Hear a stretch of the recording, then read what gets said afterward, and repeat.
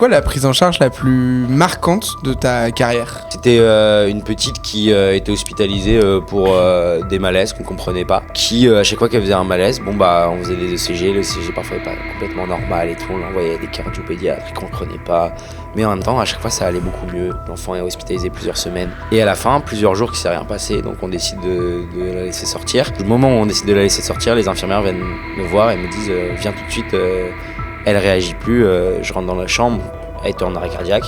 Tout le monde arrive, la réa, les cardio, ils appellent Necker, ils appellent de l'aide parce qu'on comprenait rien. Et en fait, on a appris plus tard que c'était un Munchausen par procuration et que l'enfant était empoisonné par ses parents derrière.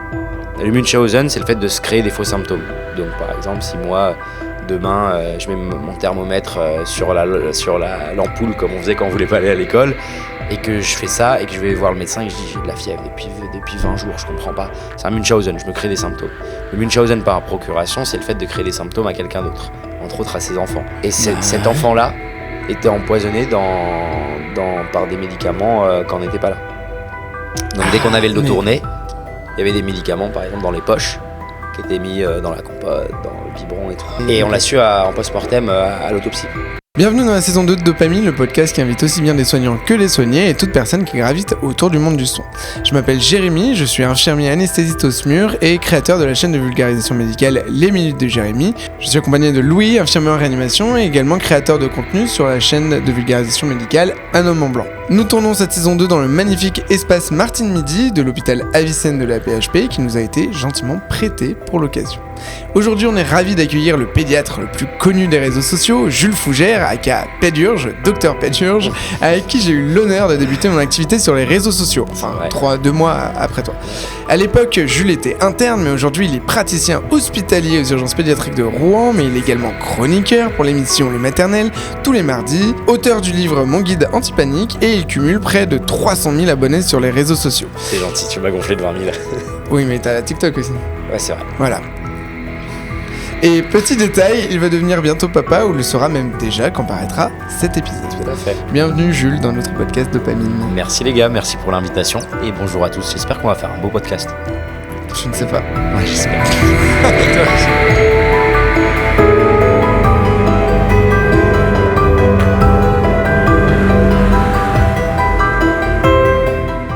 Je suis chaud. T'es chaud ? Et pourtant, on va quand même commencer par quelques questions pour justement s'échauffer. Ok. Des questions rapides, des questions assez fermées où tu ne pourras répondre que par vrai, faux, oui ou non. Ok. Et pour l'instant, le plus difficile, ça sera de ne pas te justifier. Ça roule. On y On va ? essaye. Yes. Jérémy, à toi. Est-ce qu'on le compare parfois à Philippe Etchebest physiquement ? Oui. Les enfants, c'est des adultes miniatures. Non. Les urgences pédiatriques, c'est que de la bobologie. Non. Est-ce que tu te considères comme un influenceur ? Non, plutôt non. Pour une fièvre de moins de 24 heures, il faut obligatoirement consulter aux urgences, non ? Non. Pour être un bon pédiatre, il faut être parent. Non, j'espère pas. Les parents sont bien éduqués pour évaluer leurs enfants. En cours. Les pédiatres sont bien payés. Non. T'es vraiment sûr que les enfants, c'est pas des adultes en miniature ? Non, toujours sûr. Est-ce que tu as déjà fait une collaboration que tu regrettes aujourd'hui ? Oui. Est-ce que tu envisages... Mais je dors bien maintenant. Est-ce que tu... Tu l'avais pas ? Ah oui, je pensais... On avait parlé. Ouais. On ne dira pas le nom ? Non. Emma. Est-ce que tu as fait une... Est-ce que tu envisages un jour d'arrêter ton activité clinique ? Non. Est-ce qu'un parcours universitaire t'intéresse ? Non. Quand on parle parcours universitaire, c'est pour faire maître de conf, puis professeur en médecine, etc. Donc plutôt non. Pour ou contre l'ostéopathie chez les enfants ? Joker ? Et chez les bébés ? Plutôt non. Est-ce que tu es heureux d'être là ? Moi je suis hyper heureux les gars. Mais j'ai pas le droit d'expliquer pourquoi. Mais... Est-ce que tu te déguises encore en Père Noël dans ton service à Noël ? Oui, tout à fait. Ok, parfait. Yes. Alors, Philippe Etchebest, enfoiré. C'est la première question. En plus j'ai mis ma moustache un peu en l'air comme lui. Donc, c'est ça. il a mis comme toi, tu voulais dire. Ouais, c'est exactement ça. On est parti pour la roue des questions. Let's À go. toi de jouer. Bam. Et d'un geste Auguste, tu tombes directement sur... Ça, c'est La jouable. vague de ma mère. Quoi? C'est pas la mère tout à l'heure? Ah oui, mère, je croyais que tu parlais de ta mère, je m'étais dit, bon, quand même. Je t'aime, maman. Pas pour commencer. Bon, on l'a dit en intro, on a dit tout ce que tu cumulais, on va quand même parler un petit peu santé mentale et vie personnelle. Ok. Tu fais plein de choses en même temps, tu es donc pédiatre à temps plein, Ouais. aux urgences pédiatriques. Tout à fait. Tu as écrit un livre, tu es tous les mardis dans les maternelles à la télé, Ouais. sachant que tu habites à Rouen et que c'est à Paris. Tu fais aussi des formations pour la réanimation C'est avancée en néonat et pédiatrie. Tu as écrit un bouquin, je l'ai déjà dit. Tu fais des vidéos sur Instagram. Ouais. Comment est-ce que tu fais pour tout gérer? La cocaïne. Allez, c'est à couper. Bon, Et c'est en une fait, fin de ce que vous tournage. voulez, c'est toujours ma blague.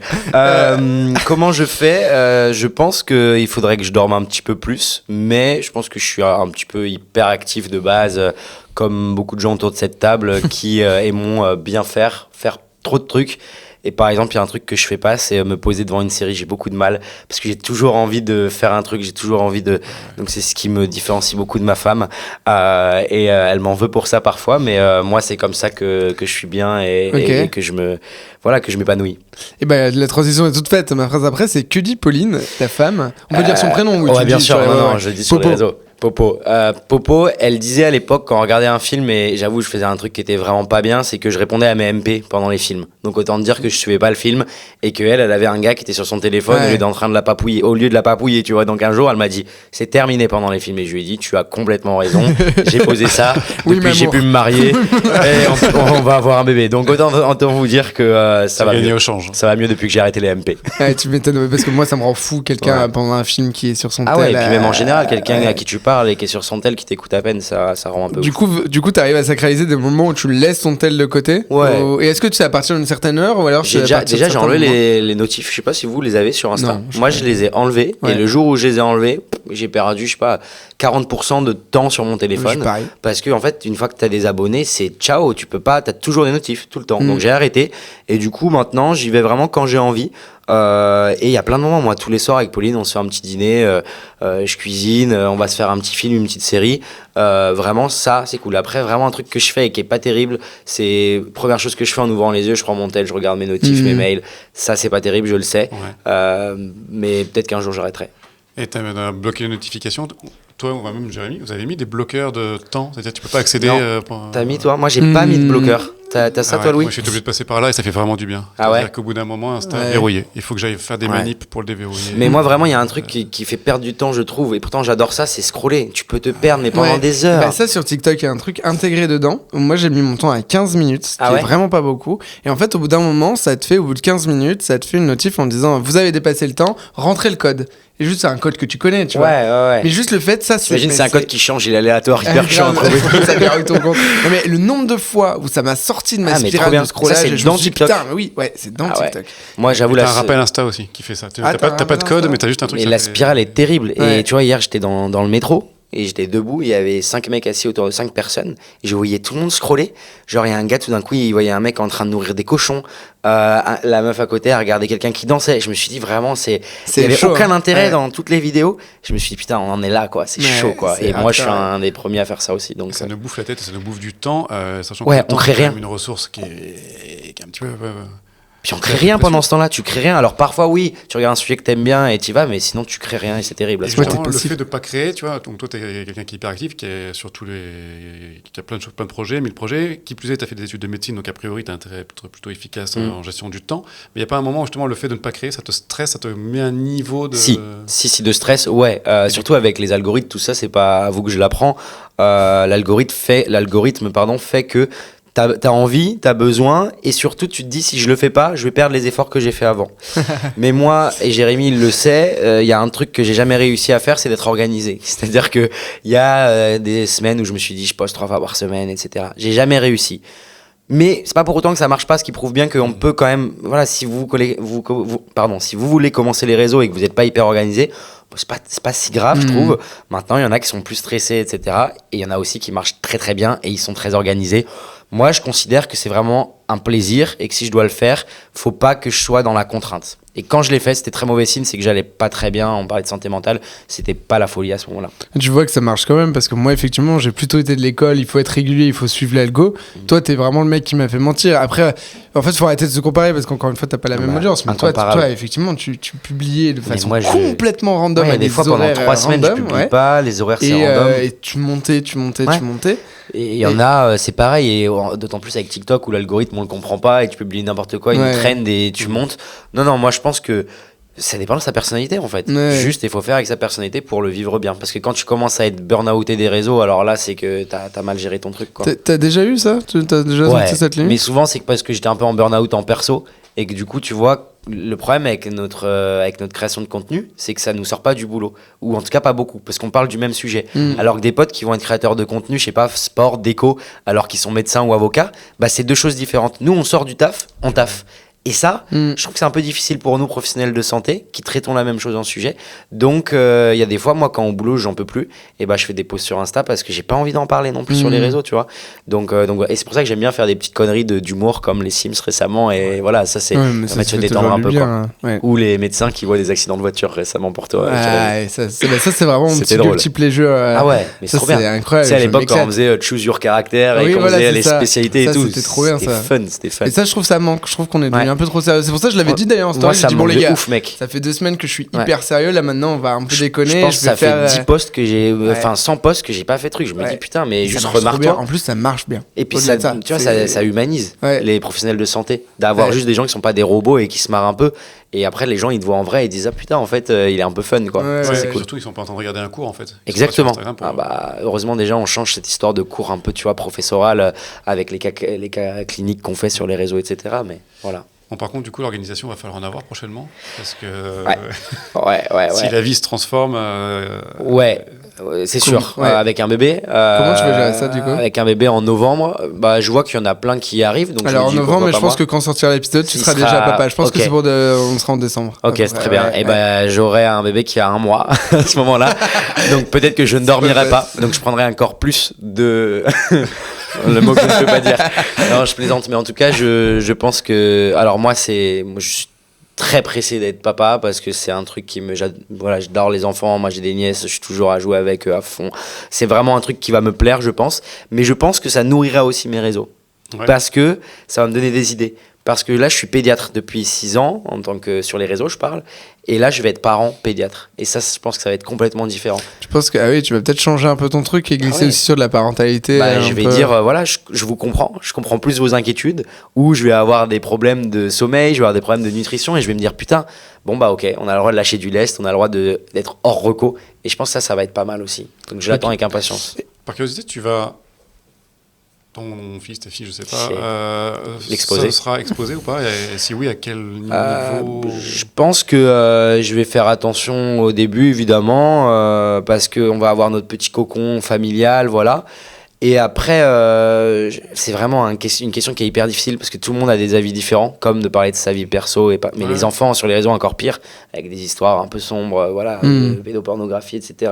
Ce mot sera bipé probablement, mais vous voyez ce que je veux dire? Faut en parler. Non, mais faut en parler. C'est-à-dire que c'est un sujet hyper vaste. Et moi, j'ai tendance je vais en famille, je suis avec mes nièces et je nous filme et ça me fait marrer.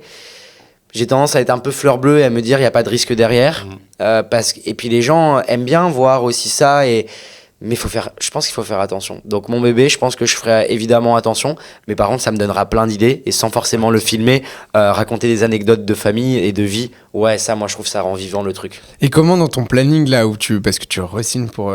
tu seras sur la 2e saison au moment où sortira cet épisode, les maternelles. Normalement parce que j'ai encore rien signé, mais voilà, je vous dirai peut-être. Faudra que tu aies ce passage peut-être, mais après le producteur m'a dit oui, donc à voir, mais il faudrait vraiment qu'il se passe un gros truc, quoi. Dans l'emploi du temps que tu as actuellement, chroniqueur à la télé, etc., comment tu rajoutes, t'es déjà à 100%. Comment tu rajoutes un bébé là-dedans? Comment tu vas alors là, de façon complètement cash, comment tu vas prendre ton rôle de père là-dedans en fait? Je pense que je vais ralentir les réseaux, premièrement, c'est sûr, surtout au début, avec le congé pat, tout ça. Après, les bébés, ça dort beaucoup. Donc quand ça dort, normalement, on peut faire des trucs. Enfin, ça dort beaucoup. Tu parles à quelqu'un qui a fait ses nuits à 2 ans et demi, je te rappelle. Ok, merde. Et puis j'ai oublié jusqu'à 17 ans. C'est pas ce que tu m'as dit. Non. Ok, désolé. C'est pas ça que je disais. Je pense que je pense qu'il va falloir faire une petite pause sur le reste. Maintenant, moi je vais passer à 80%. Je pense qu'on se parlera, je serai à 80 parce que pour aller à la maison des maternelles le mardi, obligé d'avoir un jour off. Et après, bah ça va être avec madame, on va devoir s'organiser, surtout qu'elle est sage-femme, donc elle fait des nuits comme moi. Moi je fais des 14h 22h à l'hôpital. Je pense qu'on va avoir besoin de proches. Je pense que j'ai mon papa qui habite dans la même ville. La sœur de Pauline n'est pas loin. On va s'entourer. On va avoir la crèche qui va nous aider. Et mon rôle de père, je pense que ça va être fondamental. Enfin, moi, comme je vous disais tout à l'heure, je suis hyper pressé et je pense que ça passera pas. Oui, ça passera avant tout le reste, quoi. Une C'est sage- sûr et certain. Une sage-femme, un pédiatre, t'as pas l'impression de ramener du boulot à la maison? Beaucoup. Et je pense que jusqu'à 17 ans, on va bien s'en sortir. Après, on ira voir le médecin. Et justement, tu penses diminuer. Est-ce que ça t'a déjà traversé l'esprit d'arrêter les réseaux? Alors, d'arrêter les réseaux, pour l'instant, non. Pour plusieurs raisons. Ça nourrit mon travail. C'est-à-dire que ce que je vois sur les réseaux, les questions que j'ai sur les réseaux, ça me permet, quand je vois des patients, de me dire ils ont probablement cette question-là qu'ils n'osent pas me poser. Il y a plein de questions que les gens n'osent pas te poser en direct. Et parfois, je leur dis vous pensez à ça, non? Et ils me disent ouais, je n'osais pas vous le dire, ça c'est incroyable. Et inversement, mon travail, évidemment, comme vous donne des idées sur de quoi on peut parler. Donc pour l'instant, ça nourrit tellement. Et moi, ça m'a redonné une dynamique dans mon travail. C'est-à-dire que j'ai relu, j'ai refait des recos. Alors que sans ça, je pense que Vraiment, moi, je trouve que je suis meilleur dans mon boulot depuis que j'ai les réseaux. Et du coup, je ne pense pas arrêter actuellement. Et l'autre chose, il faut être totalement transparent, ça me permet aussi de vivre un peu, en tout cas d'avoir des compléments de revenus sur des collaborations, sur du travail, parce que c'est un vrai travail. Et ça, je pense qu'il ne faut pas l'oublier. Bien sûr. Et je veux dire, personne bosse gratuitement, et on l'a fait pourtant pendant quelques années, avant de se rendre compte que c'est un vrai boulot. Et en fait, on est une image, et on peut faire passer des messages de santé. À l'époque, ces messages de santé, ils passaient sur des affiches dans la rue, ils passaient au cinéma, à la télé, dans le métro. Maintenant, c'est sur les réseaux. Il faut l'accepter. C'est plus ciblé, mais c'est ce que disait tout le temps Tom, avec qui je bossais avant. Il disait, quand justement on parlait avec des marques, il disait, mais attendez, vous savez combien ça coûte une affiche dans le métro? Et votre affiche dans le métro, elle va pas cibler quelqu'un particulier. Exactement. Là, nous, on cible mieux. Et c'est 1000 fois plus efficace et c'est moins cher que l'affiche dans le métro. Donc non, pour l'instant, je souhaite pas arrêter et je pense qu'on est un peu tous. Enfin voilà, on est. Non, mais je pense qu'on a c'est tabou en France, mais je pense qu'il faut bien voir aussi que c'est un complément de revenu. C'est moins tabou ailleurs. Aux États-Unis, c'est pas tabou. Et puis aux États-Unis, t'as les pubs dans la rue des médecins, tout ça. Nous, on n'a pas le droit. Si en plus on était obligé d'être bénévole sur les réseaux, je veux dire. Tu vois, genre la streameuse. Ah oui, l'argent et la réussite. Et enfin plein de trucs quoi. Tu le vois, la streameuse Cocotte qui est québécoise, elle justement, elle parle d'argent. Et il y avait eu un moment où ça avait été.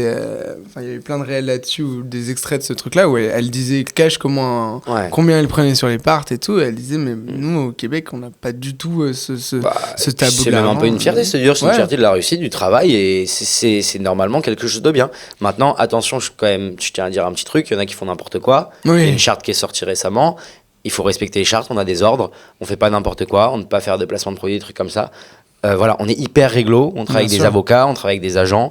Il faut rester vigilant parce qu'on ne peut pas perdre la confiance de nos patients. On peut faire de l'argent, mais pas à n'importe quel prix. Ah, mais pas à n'importe quel prix, exactement. Et pas vendre son âme au diable, surtout pas, parce que là, on perdra tous en crédibilité et ça sera terrible. Ça, on est bien d'accord là-dessus. Pour fêter ça, on tourne une petite roue. Allez, on se tourne une petite roue. Allez, ça me rappelle les soirées carabines à l'internat. Paf, sauf qu'il y avait un truc, c'était la fessée. Donc je sais pas s'il y a ça. On peut l'intégrer si tu veux. Et ben la balance de la fessée. Le mec, il est trop pressé. La balance, on va reprendre un petit peu le principe de l'échauffement. On va te donner des thèmes courts. Sauf que cette fois-ci, c'est toi qui viendras nous donner si c'est quelque chose que tu trouves surcoté ou sous-coté. Ok. Tu as le droit de justifier et on espère bien que tu vas justifier. Ok, trop cool. Je suis partant. Internet comme moyen de s'informer. Pas surcoté, sous-coté, largement. Et surtout depuis les réseaux. Parce que quand on a commencé il y a 6 ans, je pense que les gens allaient sur des forums.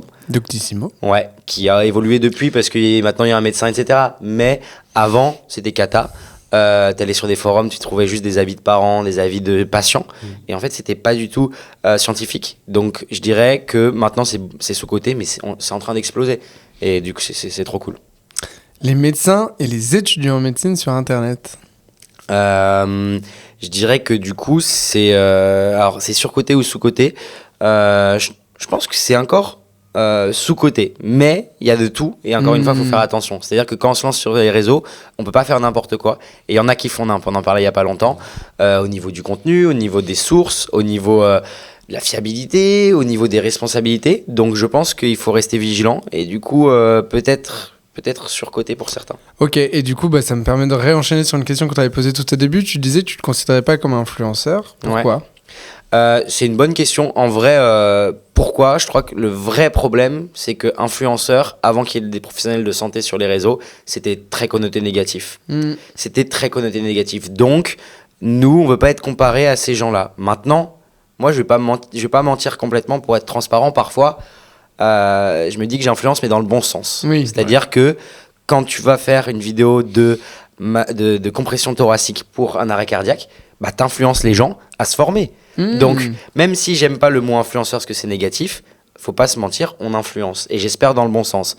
Quand tu fais des vidéos sur ça, faut pas forcément aller aux urgences, il y a plein de trucs à faire avant, et on influence les gens sur leur comportement, mais c'est de l'influence positive. Ouais. Donc, sorti du mot influenceur, on influence les gens. Par contre, le terme, on préfère évidemment créateur de contenu. C'est une conversation que j'avais eue avec Olivier, mon gynéco, justement, on n'était pas d'accord là-dessus, et lui il disait, moi j'influence des gens, je dis, oui, moi, je suis d'accord, mais en fait on fait plus de la santé publique, et pour autant de la santé publique, on n'appelle pas ça des influenceurs, on appelle ça des médecins ou des infirmiers en santé publique. Tout à fait. Et du coup, moi je pense que l'influence, c'est parce que tu as signé des contrats où tu es dénommé comme influenceur, parce que c'est pour moi une catégorie. Et au sein de la catégorie, tu vas retrouver les influenceurs qui font du unboxing ou les influmettes qui disent regardez-moi, je suis en blouse et je vais au bloc. Ça pour moi, c'est de l'influence. Je pense que ça rentre dans le. Ça pour moi, c'est surcoté. Exactement. Parce que c'est de regardez-moi, je suis en médecine et leur public, ça va être plutôt des jeunes qui veulent faire médecine, etc. Et t'es vraiment dans la pure influence.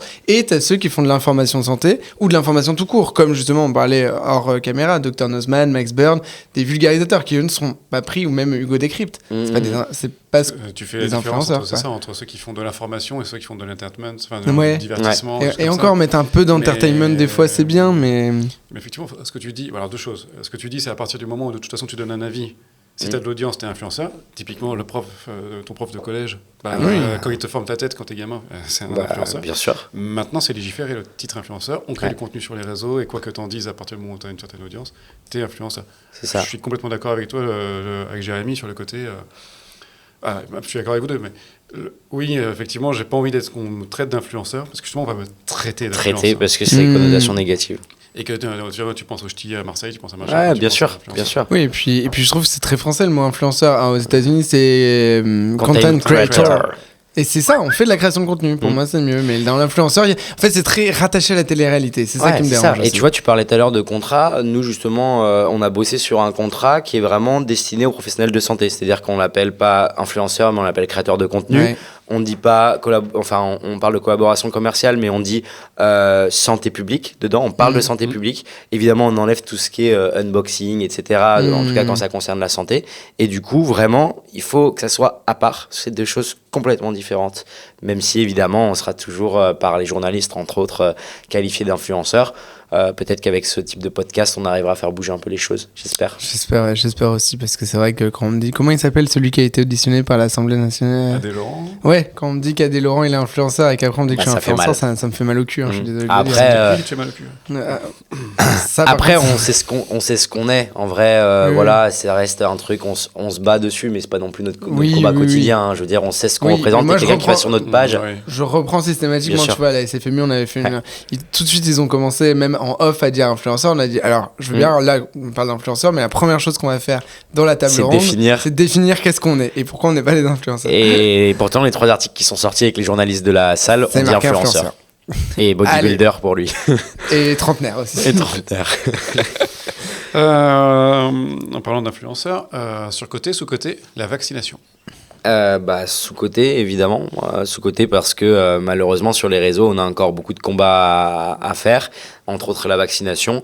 Les réseaux sociaux, quel est le problème principal ? Les gens sont derrière leur écran, donc les gens parlent sans filtre, et les gens dispatchent toutes leurs craintes avec de la vulgarité, avec de l'agressivité, sans beaucoup de réflexion. Après, ça dépend des cibles. Moi, je sais que par exemple, sur Instagram, sur mon compte, les gens qui me suivent, c'est rarement des anti-vax parce que c'est des gens qui sont là pour prôner la santé, pour tu vois, aller mieux et que leurs enfants aillent mieux. Donc, c'est hyper rare, même quand je parle des vaccins, que j'ai des anti-vax. Ça arrive de temps en temps. C'est que moi, ça m'arrive. Alors, j'ai beaucoup d'infirmiers qui me suivent, mais dans les infirmiers, il y en a. Quand j'avais fait le petit réel avec le truc de Matrix, où ça montrait tout ce qui est, tout ce que faisaient les anti-vax, tu vois, versus quelqu'un qui était pas vacciné et qui se prenait la flèche dans le home là. C'était parfait. J'ai eu des gens en disant non mais j'aime bien ton contenu, mais là t'es trop fermé d'esprit. Des infirmiers. Hein. Là je me dis bon. Et là du coup maintenant j'ai arrêté de répondre, tu vois, genre le truc. Je pense qu'il faut aussi arrêter de répondre. Et moi j'avoue que je trie aussi les commentaires et je pense qu'il faut pas s'interdire de le faire. C'est-à-dire que moi les commentaires agressifs, ça dégage. En fait, parce qu'on n'est pas là pour être agressif. T'as le droit d'avoir un autre avis, mais t'as le droit de le dire poliment. Et souvent, ces gens-là, moi, quand c'est d'autres gens qui ont d'autres comptes Insta qui montent un peu, typiquement quand je parle de nutrition, je peux dire une connerie, je suis pas nutritionniste, on en parlait tout à l'heure. Et si quelqu'un me répond agressivement, je lui réponds et je lui dis par contre, pourquoi avec agressivité on serait face à face, tu me répondrais pas comme ça. Et souvent, les gens s'excusent. Ils disent désolé, j'ai popé trop vite, donc. C'est exactement ce que j'ai dit quand j'avais fait tu sais, il y a eu une violation du secret pro avec le rappeur à Paris là. J'avais fait une vidéo là-dessus et il y a un mec de cet hôpital là, alors j'avais pas cité l'hôpital, qui m'a dit mais tu te prends pour qui et tout ça. Et je lui réponds, je lui dis écoute, en plus il m'avait envoyé, c'est un mec à qui j'avais déjà répondu, il m'avait envoyé plein de messages genre merci pour tes vidéos et là tu te prends pour qui, t'es qui pour dire ce genre de truc et tout. Et je lui ai dit pose-toi la question de est-ce que tu me dirais ça si j'étais en face de toi. Genre je suis un humain en fait. Et j'avais même fait une story en disant les gars en fait là j'en ai marre que vous preniez, que parce que je suis sur les réseaux vous pensiez que je suis un robot. Moi de base je suis quelqu'un de sensible et les remarques comme ça en fait vous avez pas de filtre les gars. Oui mais je pense que toi comme moi en plus on est facilement, enfin moi je peux me vexer facilement et je le sais. Et du coup dans la vie de tous les jours les gens parlent pas comme ça, sur les réseaux ils parlent comme ça, donc facilement tu peux prendre à cœur ce qu'on te dit. Et t'apprends d'ailleurs au fur et à mesure des années à plus regarder ces commentaires-là. Moi, il y a même des vidéos que je poste, je ne regarde pas les commentaires. Autre exemple, sur TikTok, je ne regarde jamais les commentaires. Je poste parce que je me dis que ça peut informer des gens, mais je ne regarde pas parce que systématiquement ou quasi systématiquement, ça sera des conneries. Oui. Mais c'est quand tu vois les commentaires monter très très vite. Et alors là, c'est que là, c'est sûr que tu vas te faire défoncer. Donc il y a des gens qui s'insultent en commentaire. Ça, exactement. Ça, par contre, tu prends tes popcorn.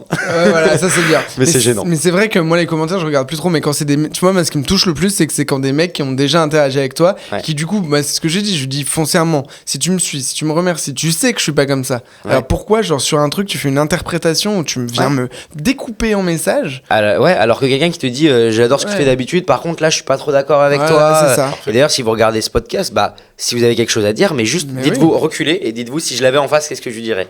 Et probablement que vous diriez, écoute mec, franchement, moi je suis pas d'accord, etc. Et faites-le en commentaire en fait. Est-ce que t'as déjà eu le cas? Moi j'avais débunké une psychologue qui qui disait un truc de merde en rapport avec des violences sexistes et féministes là. Et il y a eu une infirmière qui était visiblement victime de VSS qui m'a démonté en commentaire en me disant bien sûr que si ce qu'elle dit sur le fond il est vrai, etc. Elle m'a envoyé des tonnes d'articles. Et en fait après je répondais plus à ses commentaires. Elle m'a envoyé pléthore de messages et très agressifs, du harcèlement, quoi. Et j'ai osé lui dire ça. Et elle m'a dit en tant que victime de VSS non tu peux pas me parler du harcèlement. Elle m'a redonné la définition du harcèlement. En fait c'est du harcèlement. C'est du harcèlement. C'est fou. Non, il faut faire gaffe. Et vraiment, faut s'imaginer, je pense que le conseil, c'est s'imaginer dans la vraie vie avant de taper sur son clavier. Et je pense que nous, comme on le sait, on le fait. C'est-à-dire que c'est hyper rare. Enfin, vous, j'imagine comme moi, jamais ou quasi jamais tu mets un commentaire agressif, sauf quand c'est et encore même quand c'est des conneries. Moi, j'aime bien mettre pour les remèdes de grand-mère et tout. Pourquoi pas? Mais par contre, ça ne remplace pas la vraie médecine, s'il vous plaît, tu vois. Au moins, tu te dis pas que tu te fais agresser. Moi, je le fais sur Twitter. Comme ça, je me défoule sur Twitter et je suis super. Le réseau, il est fait pour sur Twitter, non? Oui, bah oui. Twitter. Oui, c'est ça. Sur côté ou sous côté? La naturopathie. Elle doit cette tête-là. La naturopathie surcotée, du coup. Oui. Je réponds dans le bon sens, parce que j'ai peur de me tromper, mais surcotée parce que bullshit. Parce que bullshit et parce que.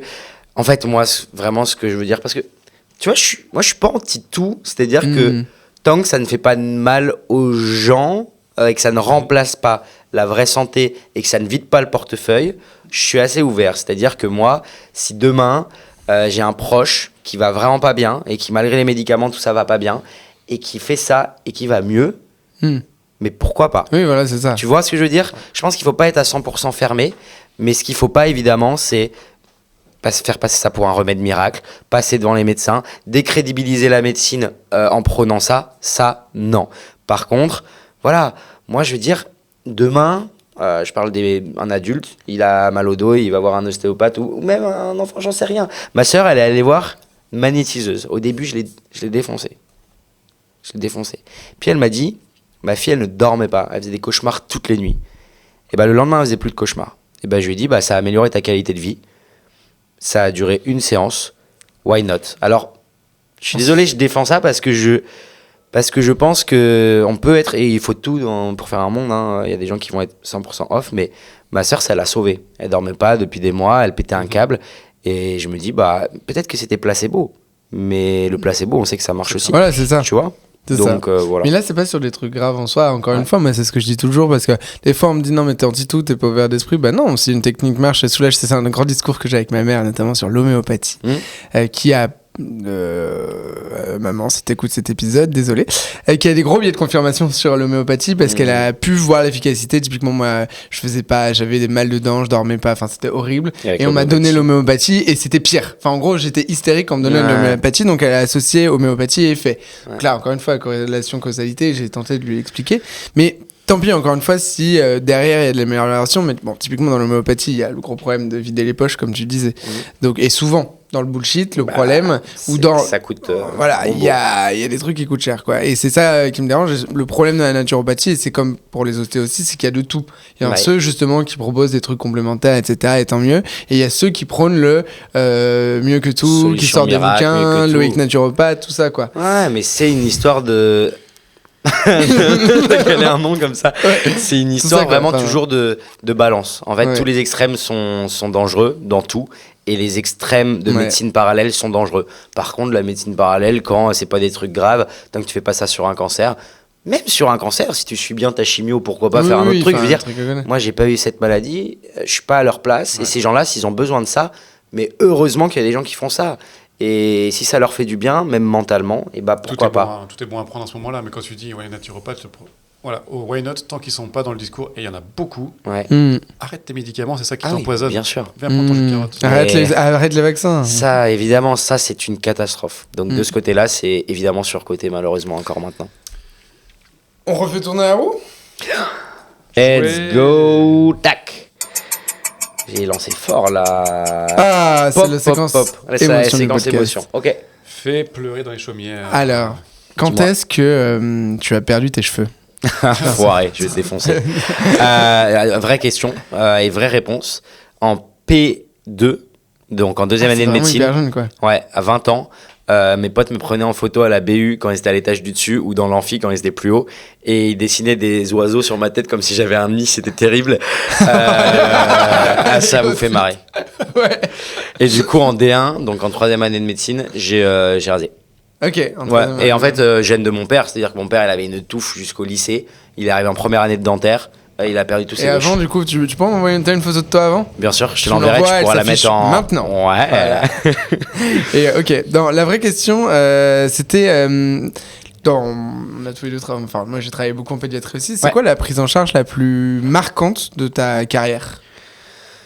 Plutôt sur le plan marquante. Alors oui, on remarque que ça peut être marquante positif aussi, mais c'est vrai que le smiley triste, on voyait plutôt une marquante négatif, ouais. Pas forcément traumatisé, tu vois, mais un peu traumatique, ouais. Ouais, traumatique, on peut le dire. Moi, c'était un. Je vais changer un peu l'histoire exprès pour secret médical au cas où, mais c'était une petite qui était hospitalisée pour des malaises qu'on comprenait pas. Qui à chaque fois qu'elle faisait un malaise, on faisait des ECG, le ECG parfois n'est pas complètement normal et tout, on l'envoyait à des cardiopédiatres, ils comprenaient pas, mais en même temps à chaque fois ça allait beaucoup mieux, l'enfant est hospitalisé plusieurs semaines, et à la fin plusieurs jours qu'il s'est rien passé, donc on décide de la laisser sortir, et le moment où on décide de la laisser sortir, les infirmières viennent me voir et me disent viens tout de suite, elle réagit plus, je rentre dans la chambre, elle était en arrêt cardiaque. Je la scope, elle avait plus rien, elle respirait pas. On fait toute la réanimation catastrophique, il se passe rien, on récupère un petit peu, ça repart, on récupère, ça part. Franchement, tout le monde arrive, la réa, les cardio, ils appellent Necker, ils appellent de l'aide parce qu'on comprenait rien. Et en fait, on a appris plus tard que c'était un Munchausen par procuration et que l'enfant était empoisonné par ses parents derrière. Et ça, les histoires de Munchausen par procuration. C'est quoi ça du coup ? Donc, Munchausen, c'est du coup le fait de procurer. Enfin, le Munchausen, c'est le fait de se créer des faux symptômes. Donc, par exemple, si moi, demain, je mets mon thermomètre sur l'ampoule, comme on faisait quand on voulait pas aller à l'école, et que je fais ça, et que je vais voir le médecin, et je dis j'ai de la fièvre depuis 20 jours, je comprends pas. C'est un Munchausen, je me crée des symptômes. Le Munchausen par procuration, c'est le fait de créer des symptômes à quelqu'un d'autre, entre autres à ses enfants. Il y a une série qui est très bien comme ça, avec je sais plus le nom, je le remettrai a posteriori, mais qui est hyper intéressante sur une nana, Munchausen par procuration, qui crée des symptômes à sa fille, qui lui dit qu'elle peut pas marcher. La fille finit en fauteuil roulant. Elle est transportée en fauteuil roulant jusqu'à 20 ans, elle est en fauteuil, alors qu'en fait elle n'a pas de problème, elle a de l'oxygène au quotidien, parce qu'elle crée des symptômes et elle trompe les médecins. C'est-à-dire que, voilà, et ça existe, c'est terrible. Et ce qui est terrible, c'est que c'est dur à détecter. Et cet enfant-là était empoisonné par des médicaments quand on n'était pas là. Donc dès qu'on avait le dos tourné, il y avait des médicaments, par exemple, dans les poches, qui étaient mis dans la compote, dans le biberon et tout. D'où les malaises. Parents ? Ouais. D'où les malaises. Et on l'a su en post-mortem à l'autopsie. Qu'elle avait des traces de plusieurs médicaments différents. Oui. C'était quoi les médicaments ? C'était des médicaments à tropisme cardiaque. Ok. Et du coup, d'où la réanimation qui était catastrophique. Parce que du coup, on ne comprenait pas, bradycardie extrême, etc. Donc, traumatisant. Parce que, et souvent, dans ces cas-là, les parents sont plutôt adaptés. Ça qui est très bizarre. Bah, c'est comme ça les bébés. Tu t'entends bien avec... Tout va bien. Je te remercie pour la prise en charge et tout. Et catastrophique parce que quand tu le devines, après tu les mets face au truc et là, ils t'avouent tout. Et c'est pas pour... Et le pire là-dedans, c'est pas forcément pour les tuer, mais souvent c'est pour leur donner des symptômes qui va faire que l'enfant va être beaucoup pris en charge. Il va avoir beaucoup d'examens, il va avoir... et ce qui est terrible dans cette histoire, parce que ma mère est psychiatre et j'en avais parlé, c'est que c'est pas considéré comme une pathologie psychiatrique. Donc c'est considéré plutôt comme un délit. Okay. Et du coup, c'est des gens qui font de la prison quand ils sont grillés, etc. Alors je vous rassure, ils décèdent pas tous, heureusement, mais on a déjà eu d'histoires de bébés qui faisaient des malaises et en fait, les parents, dès qu'ils étaient dans l'ascenseur, ils étouffaient leur gamin à la main, etc. Ouais. Ou des enfants qui donnaient de la morphine à leur gamin en leur faisant téter le doigt et on comprenait pas, dès qu'ils faisaient téter, le gamin il faisait une bradipée, tu vois. Donc ça c'est catastrophique. T'as jamais eu ça toi en pédiatrie? Non, j'avoue que ça, putain, c'est rarissime. J'ai eu des trucs horribles, mais c'est rarissime, mais c'est catastrophique. Et du coup, quand on comprend pas des histoires, on fait toujours des bilans toxiques élargis. Ok, et là c'est comme ça que vous avez compris, c'est vraiment que en résultat d'adoption. Et en plus, c'était même pas de la toxique urinaire ou sanguine, fallait de l'élargie, donc on l'a eu 10 jours plus tard. Parce que c'est des médicaments qui sont pas détectés, parce que d'habitude les enfants mangent pas ça, quoi. Donc cata, histoire catastrophique, c'était il y a quelques années. Moi je m'en suis remis, j'ai quelques collègues encore maintenant, c'est difficile, quoi. Ouais, mais un conseil en tant que soignant, quand on ne comprend pas du tout l'histoire, vraiment des malaises, des machins, faut penser à faire des toxiques. Et parfois on tombe des nues, mais il faut toujours avoir une petite arrière-pensée. Et c'est difficile parce qu'on n'apprend pas ça en médecine. Dans la santé, on apprend à faire confiance aux parents, on apprend ça, c'est presque de la c'est police, contre quoi. Enfin, et puis c'est contre surtout si les parents sont orientés, quoi. Enfin, ils ont l'air en tout cas. Parents complètement normaux. Tu as peut-être déjà eu des bébés secoués aux urgences. C'est pareil, souvent t'as les parents qui donnent le change de malade, tu vas des fois tendance à aller penser au père pour X. Non, mais bien sûr, tu penses à des trucs. Et en fait, t'as des surprises après, quoi. C'est sur un coup de sanguin parce que le bébé arrêtait pas de pleurer. Il y a eu un mauvais geste qui s'est passé parce qu'attention, un bébé secoué, c'est pas forcément des mauvaises personnes qui ont fait ça. C'est des gens qui sont pas entourés, c'est des gens qui ont pété un câble. C'est pour ça qu'on fait beaucoup de prévention sur le fait de se faire entourer, quand on en veut plus de son bébé, de l'allonger dans son lit, de sortir de la pièce. C'est hyper important. J'ai plein de potes qui bossent avec moi au SMURPED ou qui ont bossé en pédiatrie, qui me l'ont dit le jour où ils sont devenus pères ou parents. Ils l'ont dit il y a plusieurs fois où je me dis je le pose et je le pose et je sors parce que vraiment moi l'image que j'ai dans ma tête c'est justement il faut qu'il s'arrête de pleurer. C'est des phobies d'impulsion en plus, le truc de la phobie d'impulsion, c'est-à-dire que tu te vois secouer ton gamin ou tu te vois quand tu es sur l'autoroute faire un geste. Alors les phobies d'impulsion ça se réalise pas, hein, mais c'est une vraie phobie qui existe, qui est décrite en psychiatrie et qui est flippante parce que tu te vois, moi j'ai eu des patientes qui m'ont dit je me vois en mater, faut que je le pose, je me le vois le jeter par la fenêtre. Oui, voilà, c'est ça. Terrible. Alors ça se passe pas, hein, heureusement, mais donc voilà. Mais je rassure tout le monde, la pédiatrie en général, ça se passe très bien et c'est plutôt en général, quoi. En tout cas, aux urgences, on a énormément de bobologie, énormément de trucs où on rassure, etc. Heureusement, beaucoup moins de trucs graves, mais ça arrive aussi. Et Grosse t'as ambiance. été suivi Grosse ambiance, désolé pour l'ambiance. Non, Non, mais bah, c'était- après, on le savait, on c'était sent ça, mais intéressant, par t'as été suivi sur le plan psychologique Ouais, après on est suivi dans ce cas-là par la psychologue du Ça, service. c'est bien. Moi, j'ai été moins traumatisé parce que j'avais une co-interne qui était toute jeune et qui, elle, en plus, a fait un malaise au moment du truc parce que ça l'a tellement choqué, celle qui suivait l'enfant. Moi, j'avais la chance de pas le suivre, donc je suis arrivé vraiment en tiers. Je connaissais pas, tu vois, j'ai pas eu le temps de m'attacher ou autre, donc vraiment, je suis arrivé là-dessus. J'étais interne, en plus, jeune interne, donc tu vois, j'avais pas fait beaucoup de réanimation, etc. Puis ton chef, il est en consulte, les réa, ils sont dans le bâtiment d'à côté, enfin. Mais ouais, on a été suivis, ouais. Et puis ça va mieux maintenant, mais encore des années après, parfois je recroise les personnes avec qui on a fait la réa, on en On en rediscute. reparle. Ouais, on en rediscute. Ouais, ça marque. C'est rarissime comme histoire, hein. Mais quand ça t'arrive une fois, tu t'en souviens toute ta vie, quoi. Du coup, la leçon pour les toxiques allergies, elle est. Ah, elle est importante. bien ancrée, hein. Et d'ailleurs, la personne qui nous a fait dire ça, c'est une PH qui a entendu l'histoire, qui nous a dit: est-ce que vous avez fait des toxiques élargies? Et du coup, on a récupéré des tubes de sang, on les a envoyés, et sans ça, on n'aurait jamais compris ce qui s'était passé. Ouais, Donc C'est voilà, ouf. pensez-y. super. Désolé. On peut reprendre quelque chose de joyeux. Il n'y a On pas un peut, smiley, un smiley rigolo. Non, je l'ai enlevé. Ok, merde. Je Merde. me suis dit qu'on n'aurait pas le temps de faire du truc. Vas-y, tourne. négatif qui marche qui buzz. Sur Voilà, c'est vrai, ça, ce sera cut. Allez. Allez, c'est parti, on te laisse tourner la roue pour la prochaine. Allez, nouvelle roue. Tac, tac, tac. J'espère que je vais aller dans la boîte aux lettres. Et voilà la boîte aux lettres. passer mon portable, s'il te plaît? Qu'est-ce que c'est que ça? Pour toi. Une lettre? Ouais, une lettre, merci beaucoup. Une vraie lettre ou une fausse lettre? Non, une vraie lettre. Une vraie lettre? Qu'on a écrit. Enfin, voilà, j'ai reçu une lettre dans la boîte aux lettres, pas du tout.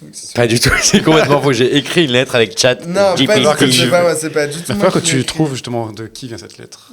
Tu me la lis? On y va bah, Ouais. Ah oui, non, je vais pas te la donner. Ok. Faut que Parce les que gens c'est aient puissent signé avec partager. ok. Non, c'est pas signé. Comment décrire Jules Fougère, ce pédiatre des réseaux, mais surtout de la vraie vie? Jules, c'est cette incarnation de la motivation qu'on rêverait tous d'avoir à nos côtés. C'est cette personne qui peut aussi bien sortir épuisée d'une garde chargée aux urgences pédiatriques, mais le sourire aux lèvres, ravi d'avoir trouvé de nouvelles idées de vidéos. Cool, cet enfant est mort, je vais pouvoir en faire une vidéo. C'est horrible ce que je viens de dire. C'était C'est- pas dans la lettre. Non. Ouais. C'est celui qui, après de longues heures de travail, mettra enfin en ligne sa publication, qui essaiera de poser son téléphone à distance, mais que je retrouverai en train de répondre aux commentaires sous la couette à minuit. Je crois que je connais cette personne. J'ai la voisine. Jules, c'est cette personne qui ne revient jamais d'une balade en ville sans une planche de gommette ou autre babiole pour ses patients, car, tu comprends, c'est trop bien de les divertir et en plus, ils adorent Stitch. Bref, vous l'aurez compris, pour Jules, alias Pédurge, la pédiatrie, c'est sa deuxième maison. Et même si aujourd'hui, ça devient aussi la mienne par alliance, je suis si fier de lui quand je vois ce qu'il a construit depuis plusieurs années. Alors continue comme ça, reste cette personne empathique, drôle et attentionnée que tu es, car tu es un exemple pour beaucoup. PS, Coquillette n'en sera que fière. Ça m'émeut, c'est marrant. C'est vrai? Ouais, alors que je suis pas que- du genre à... Ouais, et j'ai reconnu, c'est évidemment Pauline, puisque Ah oui. Coquillette, c'est le surnom du petit baby qui sera un mois quand on entendra cette... Mais trop mims. Waouh. Très bonne idée de lui avoir demandé ça. Bah ouais, Vous êtes je me trop suis mignon. dit, C'était C'est beau. c'était le contact J'ai que failli j'avais. pleurer à la fin. C'est vrai? Ouais. Ah, c'est mignon. Ça m'a ému. C'est mignon. Ça m'a ému. Bon, Bon, voilà. bah, C'était la après les petite pleurs, mesure c'est les d'avoir- pleurs de joie. Oui, c'est bah voilà, tu vois. Non, Mais elle est c'est bien, sympa nous, et- on cherche toujours à avoir, enfin quand on peut, à avoir la lettre d'un proche pour avoir la vision qu'ont les autres. Trop parce bien que... et tellement vrai, entre autres sur le côté deuxième maison et sur le côté, Ouais. tu vois, le truc des gommettes, des machins. C'est vrai que, tu vois, je me dis, il y a probablement peu de taf où quand tu sors en ville, tu te dis, je vais acheter ça pour mes patients. Ouais. Je pense qu'il y a quasi aucune spécialité où tu te dis ça. Et en pédiatrie, moi, je vais en ville, j'achète des stylos marrants, j'achète des gommettes pour en effet leur mettre des gommettes sur leur bracelet ou autre parce que c'est ce qui me fait vivre au taf et c'est ce qui me fait marrer au taf. Et moi, j'ai plein de figurines Toy Story dans mon bureau et dès que j'ai fini une consulte, si je sais que, enfin, tu vois, si j'ai eu des enfants hyper attentifs, hyper ouverts, etc., bah, je dis, tiens, je vais te montrer un truc dans mon bureau, viens voir. Et puis, je rentre et là, ils sont là, waouh, parce que j'ai un petit Toy Story là, enfin, j'ai un petit Buzz l'éclair sur ma blouse et quand ils aiment bien, je leur dis, attends, je t'en montre un dans mon bureau, viens voir. Et il y en a un énorme dans mon bureau et là, Ah. ils aiment trop. C'est excellent. Et je ça. t'aime Stitch, ils me disent oui, j'arrive dans mon bureau, je sors toutes les gommettes, je fais t'en choisis deux, tu mets sur ton. Et ça c'est ma passion et ça j'adore et je pourrais pas, pour rien au monde, je l'enlèverais. Non, bah c'est bien parce que ça fait pas. Je pense que c'est important aussi de montrer que c'est toi à part entière et pas juste sur les réseaux, quoi. Ouais, Parce bah qu'en ouais, fait, pareil.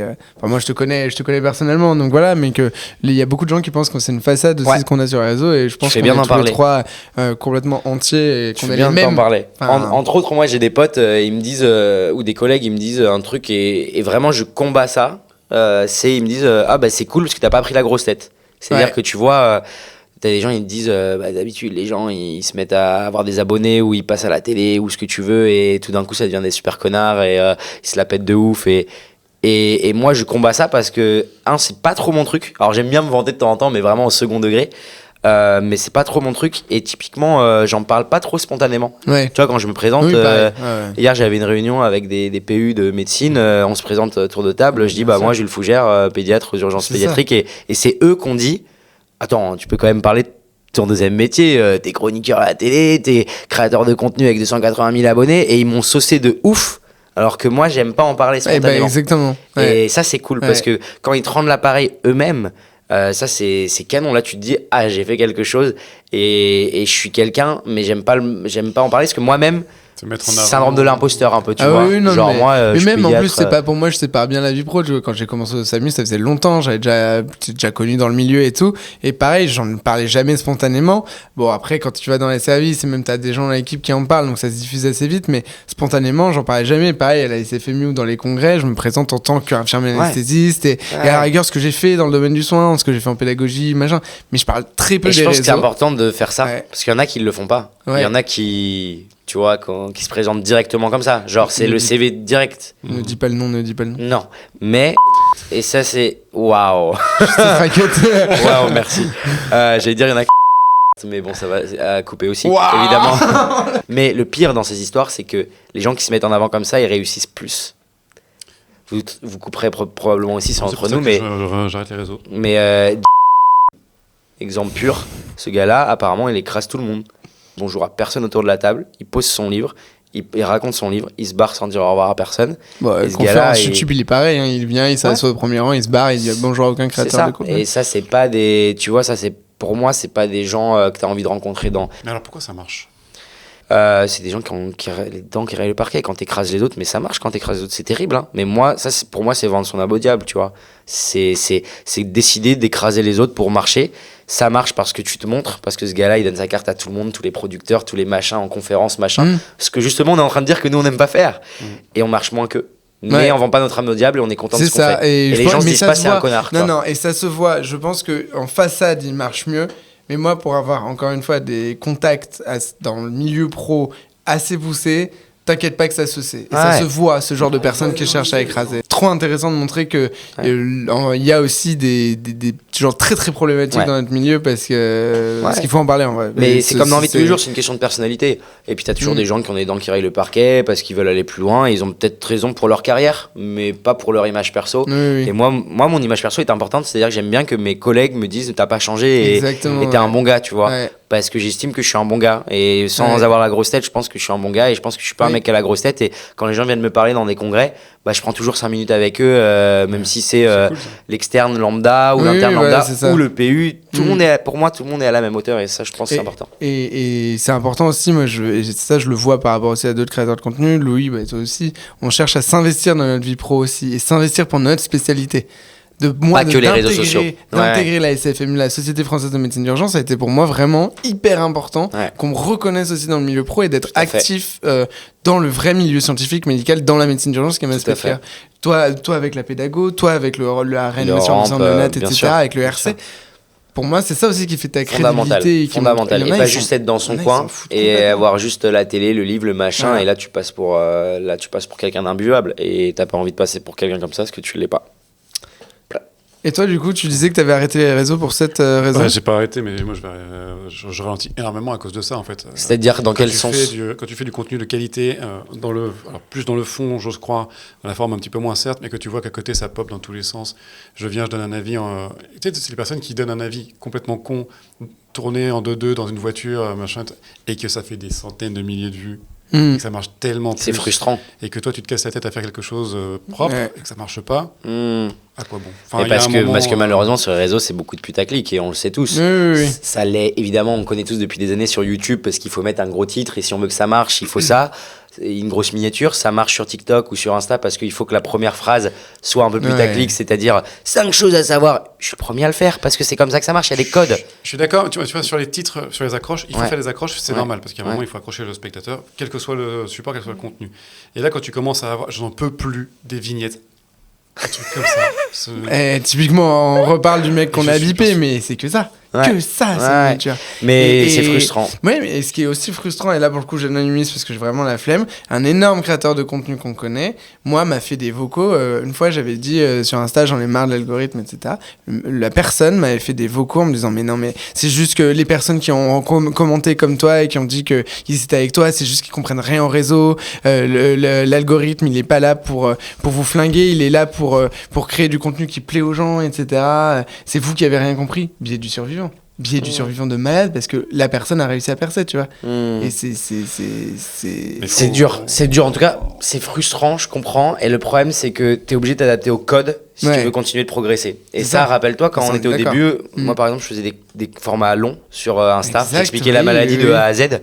Maintenant, tu peux pas. Maintenant, c'est toujours moins d'1 minute 30. Donc, c'est un peu plus superficiel. Mais tu fais les 6 trucs importants sur l'asthme, les signes de lutte à connaître. C'est pas forcément moins utile. Mais t'es obligé de t'adapter au fur et à mesure des années. Je suis complètement d'accord. Alors là, on parle entre nous, entre créateurs de contenu. Et on a fait le tour, je suis complètement d'accord avec vous. Moi, c'est juste que ça me frustre et que j'ai pas envie de partir là-dedans. Je comprends. Il y a autre chose. Il y a l'autre côté de l'écran qu'il faut, à mon avis, éduquer énormément. À un moment, il faut aussi, quand tu vois du contenu, quand tu es spectateur, et on l'est tous d'une manière, quand tu vois du contenu dégueulasse, il faut le scroller vite. Il ne faut pas lui donner du temps d'écran. C'est vrai. Et quand tu vois du contenu de qualité, le strict minimum, c'est d'aimer et c'est de partager. Parce que ça a double intérêt. 1, tu fais profiter les copains. Et moi, à partir du moment où mes potes vont bien, je vais bien. Et 2, tu fais vivre la chaîne. Et t'as raison.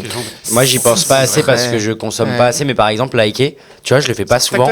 Alors que ça prend 2 secondes. Ça, faudrait qu'on fasse un truc, une espèce d'éducation ou comment soutenir les personnes. Mais parce que ça fait un peu le risque, c'est que les gens le prennent un peu mal, genre tu sais, un peu quand on dit partager mon post et tout, parce que forcément t'as envie de visibilité, mais parce que t'as envie que ton travail soit reconnu.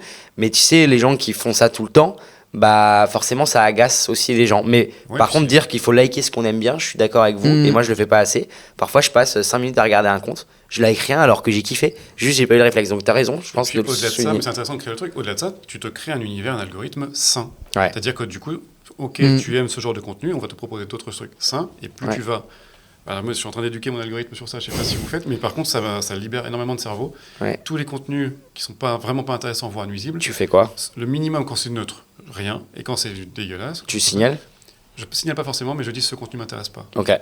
Typiquement, là on en parlait tout à l'heure avec un invité, mais toutes les fit girls, les fit boys qui viennent juste faire des pompes pour montrer leurs muscles, ça m'intéresse pas. J'adore le milieu sportif. Ils apportent rien, je veux pas voir ça. Carrément. Ce qui fait que mon doom scrolling, quand on en parlait, quand je vais rester 20 minutes sur Insta, j'aurai pas ça. J'aurai des trucs qui vont m'apporter. Ouais, mais il faut éduquer son algorithme, comme tu dis. Je pense que tu as raison et je pense qu'il faut le faire un peu plus. Il faut que je le fasse. Comment on est arrivé jusque-là? On était sur la lettre de ta femme. Waouh, on était sur la lettre de ma femme. On a complètement dérivé. On est comme à la maison, les gars. On est en 2027. De toute façon, c'est un podcast de 3 heures, non? La troisième guerre mondiale, c'est terminé. A commencé et c'est terminé. Non, mais les gars, c'est parce qu'on s'amuse bien, les gars. Mais je suis désolé. On retourne la roue? Allez, pardon. C'est toi qui le. Mais tac, ça part. Il me reste la montagne ou le brocoli? La montagne. Qu'est-ce que c'est que la montagne? La montagne, qu'est-ce que c'est? Pourquoi médecine? Pourquoi médecine? Sans introduction. Ouais, sans introduction. Au lycée, je me rappelle que j'avais lu à la bibliothèque, genre j'étais tombé sur un livre de premier secours, vraiment basique, genre mettre les gens en PLS, fausse route et tout, malaise, machin. Et en cours de sport, genre 2 semaines après, j'ai une nana qui fait un malaise vagal. Le prof en panique, il commence à lui mettre du sucre dans la bouche et tout, alors qu'elle était si bien consciente, tu vois. Et moi je lui dis non, mais allongez là, levez-lui les jambes, et la nana a récupéré, et j'ai fait genre. Je suis médecin. Stylé. Et là, en vrai, ça part de là. Et là, vraiment, ça part de là. Incroyable. Je dois être en seconde, donc c'est assez tard que je l'ai dit. Et voilà. Ok. Tout bête. Et pourquoi pédiatre, du coup? Pédiatre. Depuis le début ou t'as hésité avec d'autres spé? En fait, je pensais que c'était assez tard et j'ai retrouvé des messages sur Messenger en tapant en pédiatrie parce que maintenant tu peux rechercher des messages dans des trucs. Et je crois que je l'avais dit genre dès la seconde, genre je pense que parce que moi j'adore, tu vois, dès qu'il y a des fêtes de famille et tout, je suis en train de jouer avec les gamins, je suis en train de les exciter jusqu'à temps qu'ils aillent dormir, le mec chiant, tu vois. Le tonton, quoi. Le tonton, vraiment le tonton relou mais qui joue avec eux toute l'après-midi, et je me suis dit bah mélanger les deux, c'est-à-dire et vraiment je suis passé en D4 là-bas et je me suis dit ouais, ça confirme. Je me suis marré et j'ai bossé, et je me suis dit c'est la seule fois où je me marre et je bosse.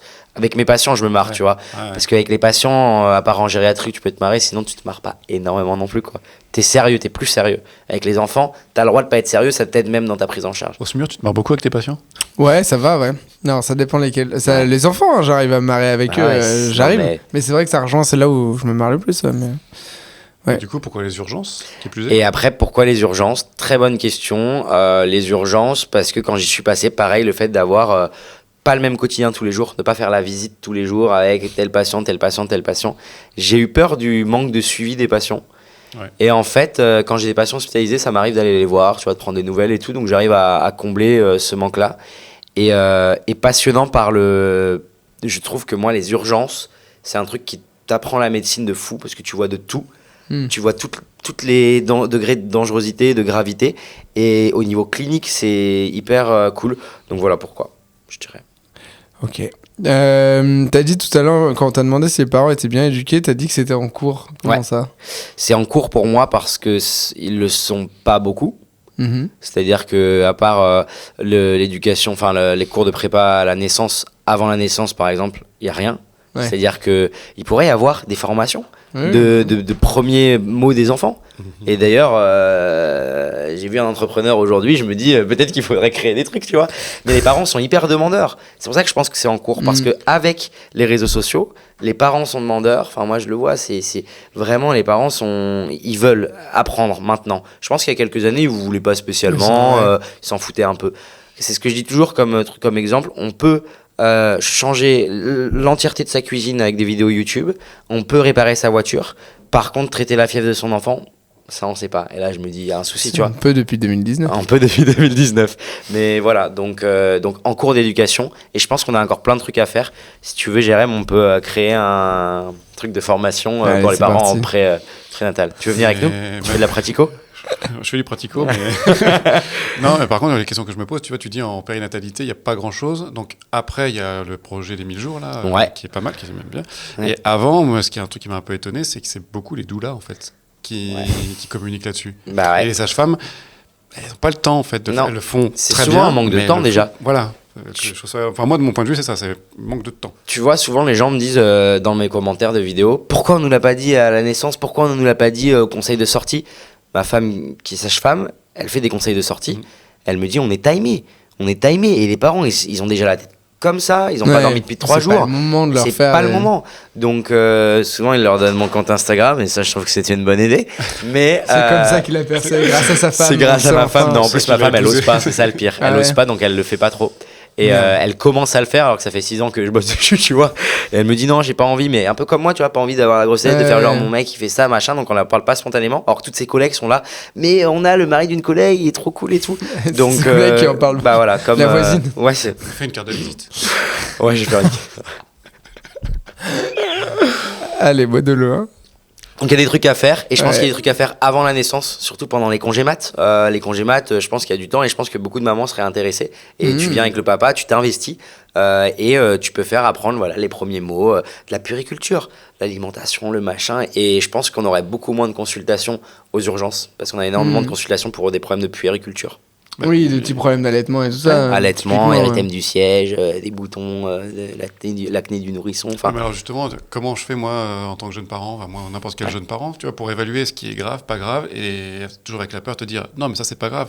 En fait ça l'était. Non mais alors ça je pense que justement ces petites infos il pourrait y avoir des drapeaux rouges, et c'est ce qui est un peu dans le carnet de santé.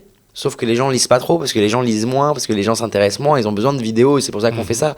Il y a eu un changement de carnet de santé. Ouais, il a changé récemment, mais il y a plein de gens qui nous disent j'ai pas lu le carnet de santé. Nous, ça arrive souvent. Et par contre, je suis d'accord avec toi, et c'est pour ça qu'on dit toujours aux parents, en cas de doute, il faut appeler aussi. Mais tu vois, un truc tout bête, rien que de savoir le parcours de soins, juste de savoir qu'avant d'aller aux urgences, on peut appeler le 177, on peut appeler le 15, on peut appeler son médecin traitant. Enfin, tu vois, il y a plein de gens, ils viennent, ils savent pas ça. Et du coup, bah, rien que ça devrait être l'éducation à la santé en amont, je pense. Et il y a une stat là qui est sortie et qui a fait du bruit récemment, c'est que la mortalité infantile en France augmente. Ouais. Et alors qu'on a été dans les leaders pendant très longtemps dans le monde. Ça s'explique comment Et ouais, c'est une bonne question. J'ai pas trop la réponse. Pourquoi ? Parce que déjà, je pense que ceux qui s'y penchent le plus, c'est les néonatologistes. Chose que je fais un peu moins maintenant parce que c'est vraiment un service à part. Dans mon internat, j'ai fait de la néonate, donc j'ai fait de la salle de naissance, etc. Maintenant que je suis en pédiatrie, j'en fais moins. Alors on fait pas mal de mines par contre, parce qu'on reçoit les enfants qui décèdent de mort inattendue du nourrisson, malheureusement. Mais du coup, on a encore beaucoup d'erreurs de couchage, entre autres. Contrairement à d'autres pays, on n'est pas les meilleurs, on n'est même pas très bons. Et du coup, c'est encore une histoire de prévention, je pense, tu vois. Alors, il y a d'autres choses qui rentrent en ligne de compte, pardon. Mais, par exemple, la mort inattendue du nourrisson, on a encore énormément de choses à faire. Et ça passe par de la prévention et ça devrait passer systématiquement en prénatal, aux consignes de sortie, etc. Et en plus, on donne pas forcément les bons exemples. Parce que parfois, en mater, les enfants, ils ont des couvertures, ils sont à deux dans un berceau, enfin, tu vois ce que je veux dire ? Par aussi manque de moyens, parfois. Mais voilà, je pense qu'il y a beaucoup de prévention à faire et sur les autres cas, il faudrait que je lise un peu pour voir ce qui s'est dit. Je crois qu'il y a en ce moment, ils font tourner pas mal d'infos là-dessus. Pourtant, il y a des progrès médicaux.